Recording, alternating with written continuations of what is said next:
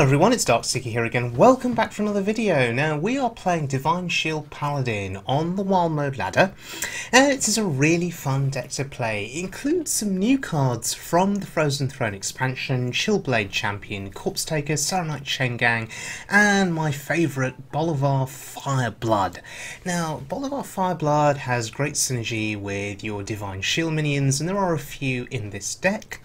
And in the early game you focus on buffing your hand with the likes of Grime Street Outfitter, with Smuggler's Run, but you've also got some good early game that you can play to, to stall your opponent for a bit. Righteous Protector, which replaces Argent Squire, is pretty awesome.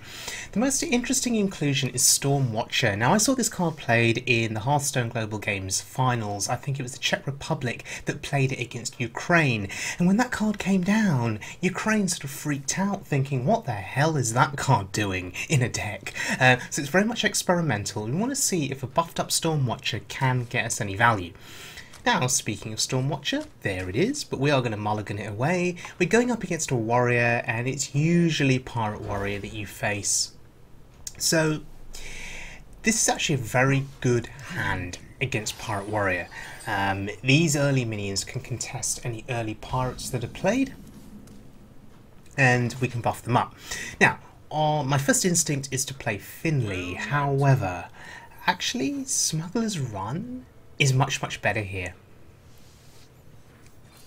because we buff the Finley up, and a buffed up Finley as a 2/4 is better than a 1/3 body. I think the rogue hero power has to be the pick. The dagger can sort of snipe down little pirates, low health pirates. It's decent. Maybe I would have preferred the mage hero power, because you do want to limit the amount of damage that you take. Still, regardless, we do kill the ship's cannon, and killing the ship's cannon is incredibly important, because usually they'll play the cannon, then they play Enzol's first mate, they get patches out, maybe play another pirate, and that cannon just goes off doing ridiculous amounts of damage, usually decimating your board and winning them the game. And look, you can see 3 pirates played. If the cannon had still been on the board, the amount of damage would have been ridiculous.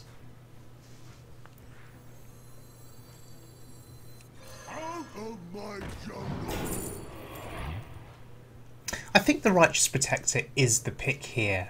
We have a buff effect in hand, so we can buff it up. I think it's pretty decent. And here we're just value trading. We're just looking to get as much value in our trades as we can. We feel pretty safe behind that taunt. And then next turn we can go crazy with the Echoing Ooze, but look, he concedes, and hey, that's usually what Pirate Warrior does to other players, makes them concede before turn 5. Here, we made the pirate concede. Feels good.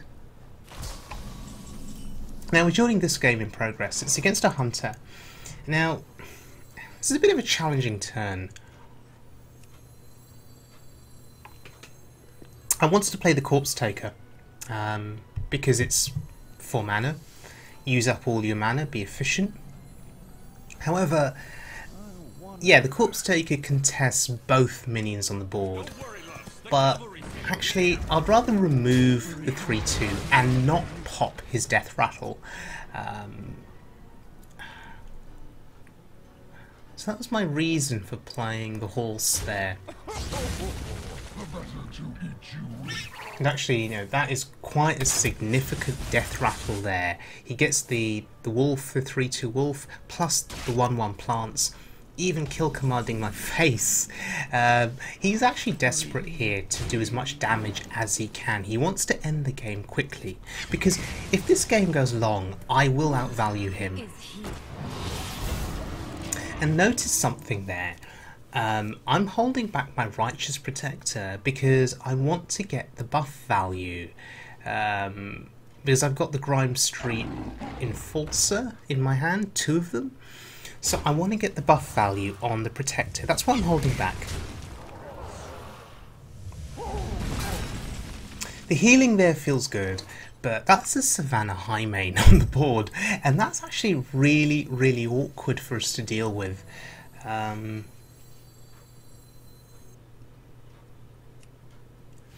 The question is, what do we play here? What do we play? I guess the Corpse Taker has to be the option. It has to be the card that we play.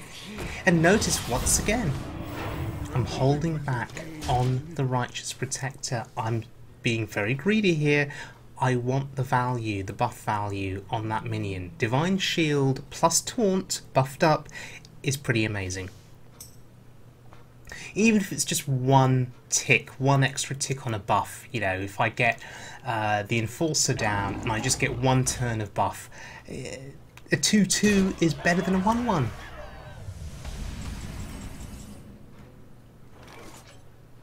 Okay, so the Enforcer is going to come down here, right? It has to. I mean, I have enough cards in hand. We're even in Hero Power here without playing the Righteous Protector. And I actually misplayed here. I should have drawn my cards first with the Acolyte just to see what we'd get. Not that it would have made a difference, obviously, but it's these small things, and I didn't think it through very well. That's fine. Just want to remove as much stuff from the board as possible. I mean, the High Main now has to make a choice. Does it go face? Does it kill the 4/4? If I were the Hunter, I would certainly kill the Enforcer.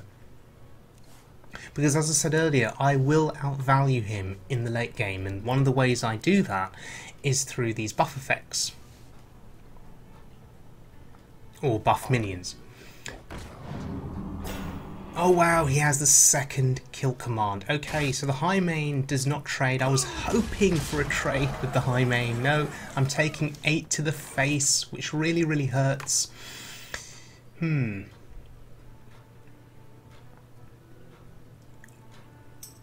I need to be slightly more efficient with how I play this deck.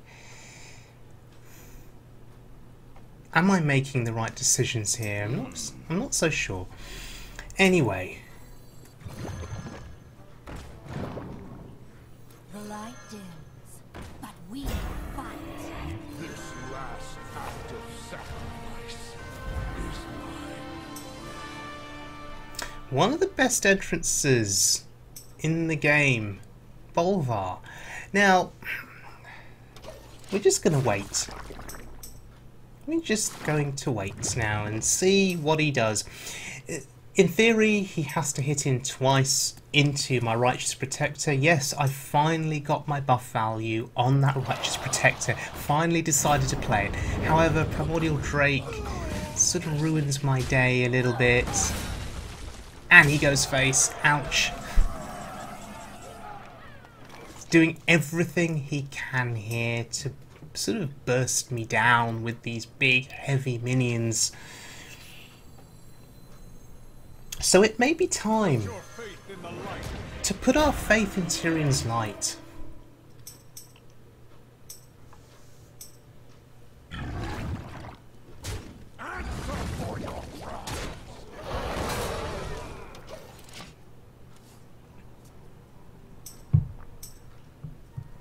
And my friend there, I Like Cabbage, opening Malygos. Good for him.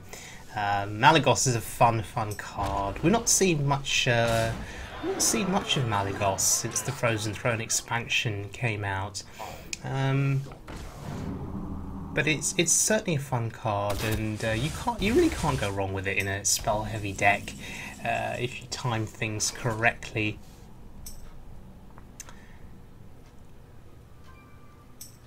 So, what do we do here? Buffing the hand seems sensible, and we have 2 4-drops we can play just to curve out very nicely, use up all of our mana efficiently. The lifesteal there is pretty awesome, it feels good. So hopefully putting us out of range of any other spells that the Hunter may have. I mean, he's used both kill commands. So what else does he really have? And with this wall of taunts that we've created here, we're going to make his life incredibly difficult. And I feel so confident now in winning this game that I'm just happy to go face. I don't need to trade. And that's an issue for me, you know, historically. I've made... Oh, God. Yeah, I've made mistakes. Sometimes trading when I don't have to trade. There I felt confident going face, but Deathwing? Who expects Deathwing? Who plays Deathwing? Now, if my hand was pretty much empty, if I didn't have the ability to go wide on the board here, and if I didn't have Ashbringer equipped, then certainly my chances of winning this game would have been nullified by Deathwing. But it just so happens 4 bodies on board plus an Ashbringer is pretty cool, but all he needs is 2 damage, and he didn't have 2 damage. That was a really fun game, really interesting game. Wow. So, what do I think of this deck? Divine Shield Paladin. It's fun, it's interesting, it certainly I think will need a little bit of refinement, and I think that'll happen over the next few weeks. Yeah, it's a fun deck, and you can snowball very quickly, steamroll your opponent down. We didn't get a chance to see Vicious Fledgling, aka Flappy Bird, in action, but that's another threat in your deck. Right, let's look at one last little clip, and we're going up against the Lich King in our last major battle, because we're looking to get the new Paladin hero Arthas. This is our last fight against Lich King. Now, I'm using Paladin here, and this is a deck that you can see the deck on the right hand side. This is a deck with Kel'Thuzad and Scaled Nightmare, and the way you beat the Lich King is you get the Scaled Nightmare buffed up massively, and then you just win the game. Notice that when the Lich King is in this particular mode with his weapon equipped, providing you don't kill the minions that were summoned by the weapon, he doesn't do anything from hand, right? So I was able to mill him for a few cards. Now, I could have waited one more turn. One more turn I could have waited, but I was being a bit greedy here. I just wanted to get my damage in. But I could have waited one more turn. And actually a misplay here, I should have hit with the weapon. I should have hit with the weapon. That will come back to haunt me later. Now, when his weapon goes, that's when his spells come out. And he played Obliterate there. He killed KT, not Scaled Nightmare. And that's really, really important.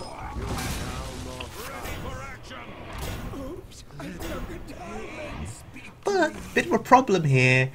The purpose of playing these taunt minions is so that when they die, KT brings them back to life, and the Lich King's minions can never really get through. Of course, he stole my KT, stole my taunt minions, but it didn't matter, because Equality Consec is pretty useful.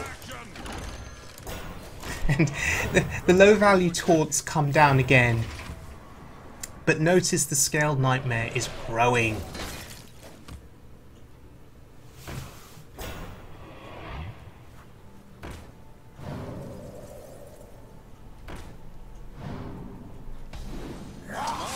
.32 attack is what we have here. The Lich King is at 40 health. I should have attacked before with that weapon. The Owl coming in handy here. Always good to play IMB Cal in a game like this. But look, 32 to the face. And this is where you count and you realise you're one off. Feels really, really bad. Feels really, really bad. So yeah, this is where my misplay has come back to haunt me. Not attacking once with the weapon on a previous turn pretty much means that this game is going to go on for a little bit longer. Considering Enter the Colosseum here, you see, I don't think I need to play it. I don't think I need to. I have these 2 taunts in the way. Reporting for duty. Now, what's going to happen is he will kill my taunts, obviously.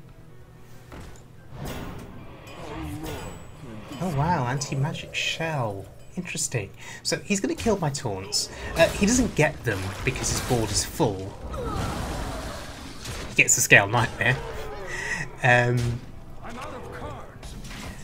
And he has 2 taunts in the way, but thank God we had Equality and Pyromancer, or Equality and Seer, and that's it. So yeah, how many times did I play this game? This last little battle against the Lich King using Paladin. I think this was like my 5th or 6th attempt.